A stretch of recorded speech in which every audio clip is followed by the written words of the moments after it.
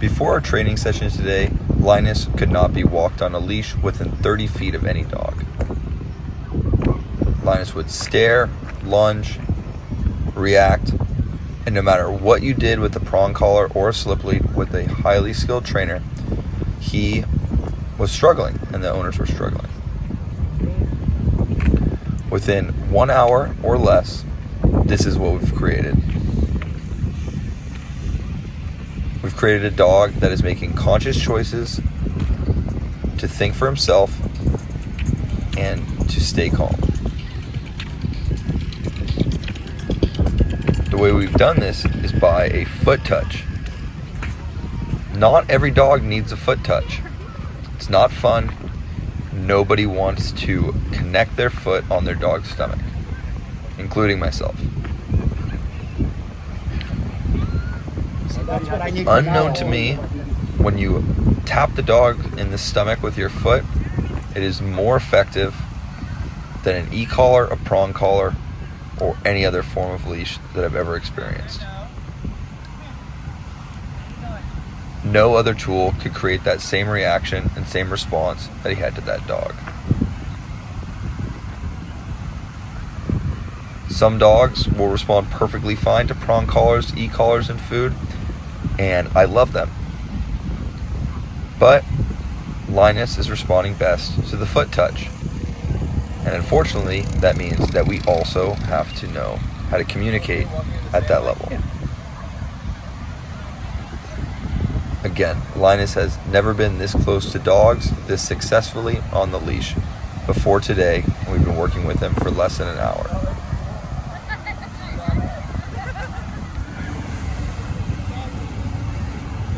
Here we have a couple dogs approach him. We're walking, letting him know that we will make contact if he makes an incorrect choice, but also giving him the space to feel that he has the ability to make that choice.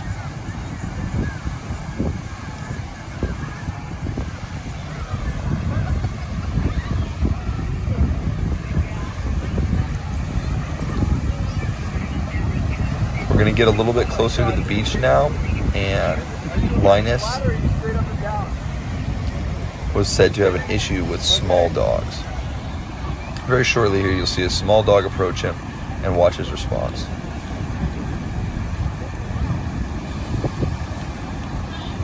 Focus on the ears. Ears down and smelling, good. Ears forward and alert, not very good.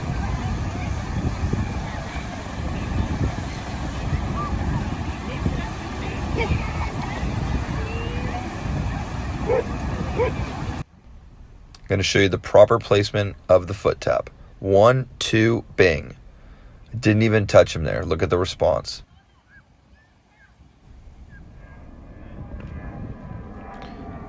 Here's our walk back from the beach. I'd like to show you his response. We're stopping and just watching his ears. If the ears go up, we are going to make contact. Here's another person stepping off to the side. Pay attention, the leash is not tight. See how loose the leash is? Very important. Ears nice and relaxed, tail nice and relaxed. We're going to continue to walk.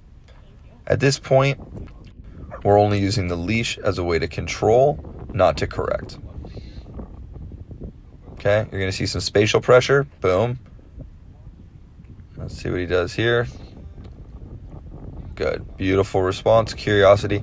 If that dog was off leash, I definitely would have let him go over and say hi. But being that he was on the leash, we do have to respect those people's space and acknowledge that. Okay? Just another example of spatial pressure.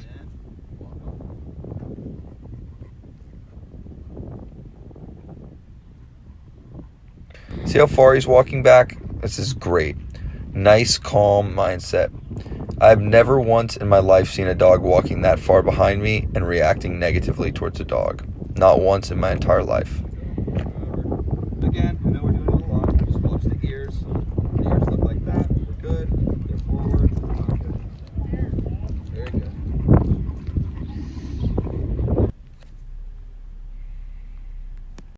An amazing thing that's happening here is that Linus is actually avoiding the dog on his own. Very important part of the 15-foot leash, allowing the dog to consciously make a choice. When you first start dog training, dogs will typically go into fight, flight, avoidance, or surrender. In that last clip, you saw Linus going into avoidance, and eventually he'll go into surrender, which means relaxing and accepting the dog. Linus is learning to make good choices